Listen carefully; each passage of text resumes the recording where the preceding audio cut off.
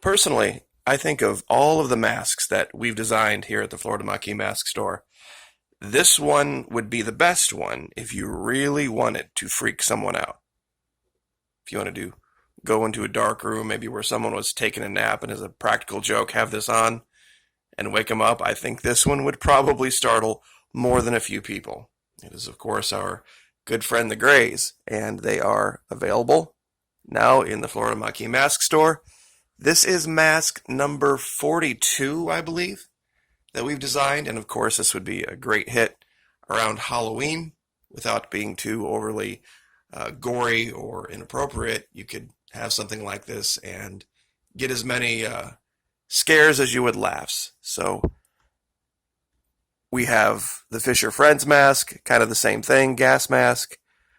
We have, I believe, three or four now that are going to help Mr. Trump get elected in November. And today's video, by the way, we're going to be talking about that. And we're going to be talking about the very first video the Florida Maquis ever did in October of 2016, because it's very relevant to what's happening right now. But, of course, Gospel of Jesus Christ. We have the Crusader series of masks. No One Owes You Anything. Flatten the Curve. Antarctica. You name it. Guy Fawkes. Just about something for everybody. The biggest one so far, I shouldn't say so far, but recently has been the Where We Go One, We Go All Q mask.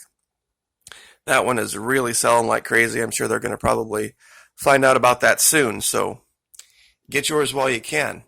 Now, also, this is a graph from the attendance over at Twitch the last 14 nights in a row. And as you can see, more and more and more people are realizing this is where we need to go to speak openly. A little hiccup there, but just solid growth. Last night we had an average viewers of 16, and as you can see on night one it was only 2.4, 5.7, literally doubled in 2 weeks. We'll only have to double it a couple more times and we'll be able to graduate from the affiliate program with Twitch to the partner program. Now this is just a quick clip from last night. This was after we had defeated some enemies that were trying to light a forest on fire. Sunk by furious hunger, a pact unfinished, he will raise Torgoroth. Torgoroth is no more, you said. Put ear to earth and aid. Brothers of corruption hold gloaming vigil. Fire will rise from ice. If Zog isn't able to raise the Balrog, it will be his thrall, and its power will be his. He must be stopped. More?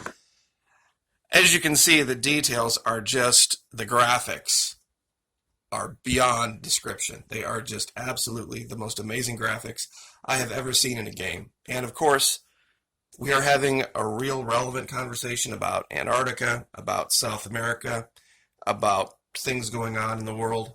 While we're doing this, the game is just a backdrop. The story of the game just kind of keeps the action going, so to speak. Also, if you don't have OANN, and I'm not a paid sponsor, you need to get this network. Even the president has tweeted about it. Fox is over. Fox is done. They're pretty much just CNN at this point.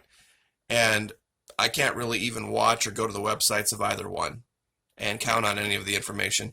Here, this is the real story. The One America News Network. And oddly enough, it's out of San Diego. So, not something that you would think would be the case. And you can get it on an app for your Roku called Cloud TV, which has Newsmax, it has RT, this network. It's got some of the best music, by the way. If you guys, there's a whole series of music channels on Cloud TV. When they say old country, they mean the really good stuff. Even the non-politically correct stuff gets played. So look into Cloud TV, look into OAN. Now, still the confusion reigns, even after everything that happened 4 years ago, about the Electoral College versus the popular vote. I tried to explain it. It was the reason I started doing videos on YouTube. I thought, both sides have this wrong. At that time, there was this idea that somehow Clinton was so unpopular that electors over there might flip. Same thing with Mr. Trump, because he was not all that popular at that time with the establishment Republican Party. And people kept saying, no, it's only going to be about the vote, and they have to do what the vote says. They don't. They absolutely still, to this day, do not have to use the results of the popular vote to determine electors. And it says so in the Constitution. I think this was one of the reasons that people actually started coming to my video.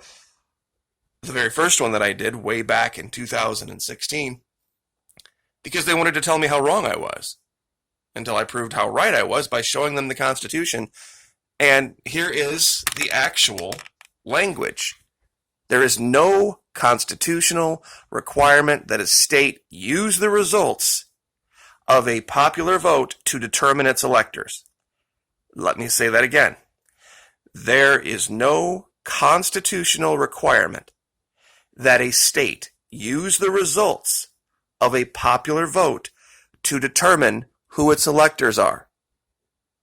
Now, all the way over to the left, it reads, and this is the exact text from the Constitution, each state shall appoint in such manner as the legislature thereof may direct. Now, does it say that the legislature has to pass a law?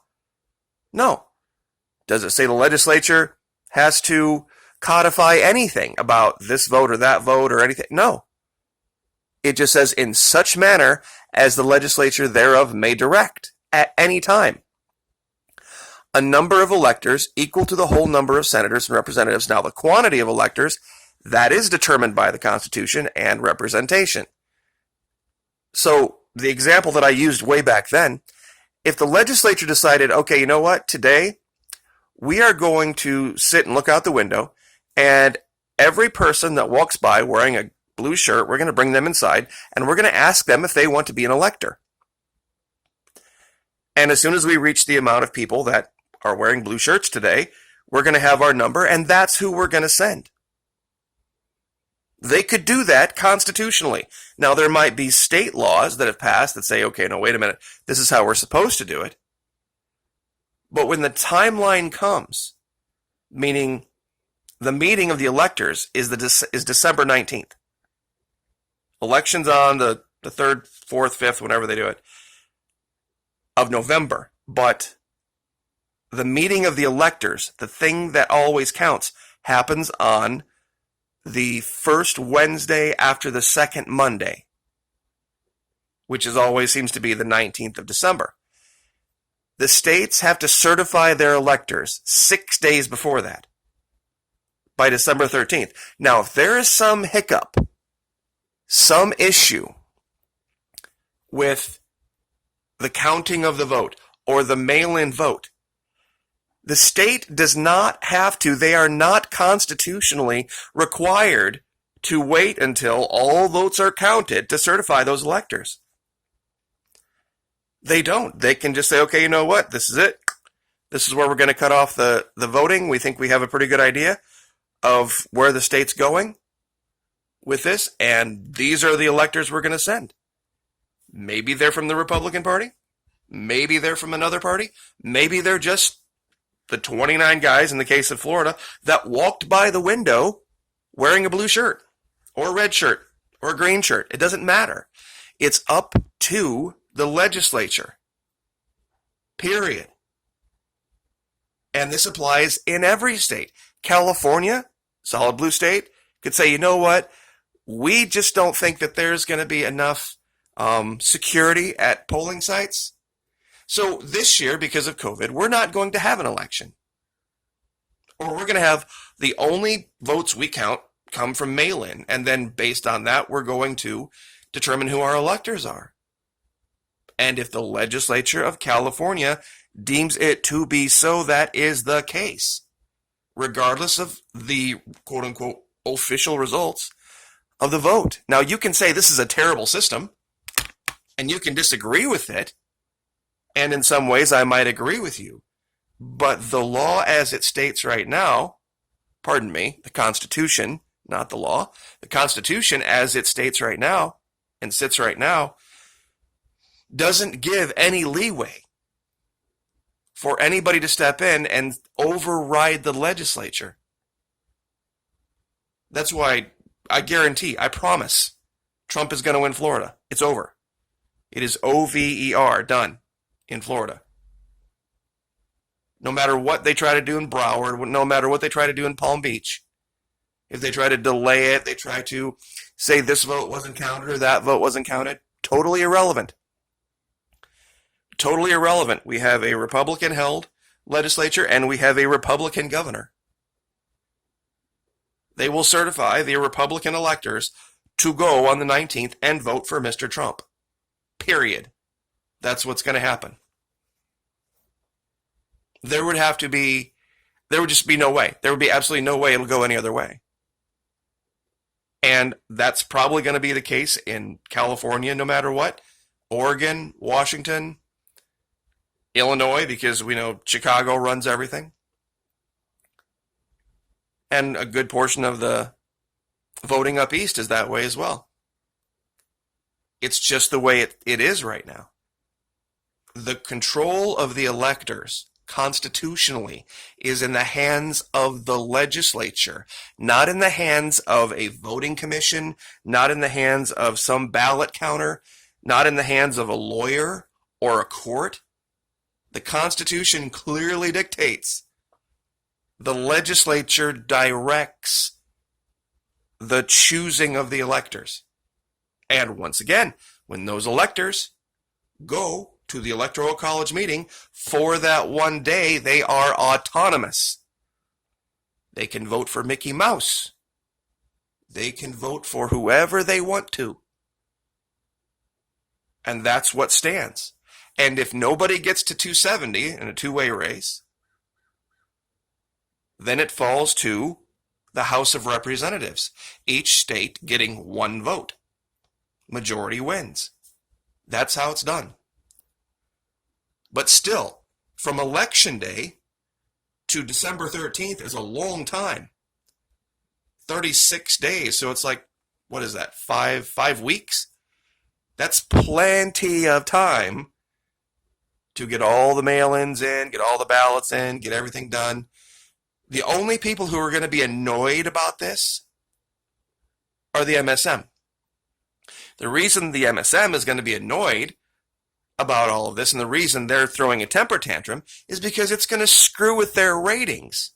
Because for them, that's like a Super Bowl night where they have people and they want to be able to, have their parties and toast their champagne and say, we won or they lost or all this kind of stuff. And the MSM isn't going to be able to do that in the case of the mail-in voting thing. No winner will be declared for quite some time. You have to remember, way back when, before we had the type of voting systems we have now, it probably took quite a while for all the results of the votes to get in from all 13 colonies and have everything tabulated and have everything figured out.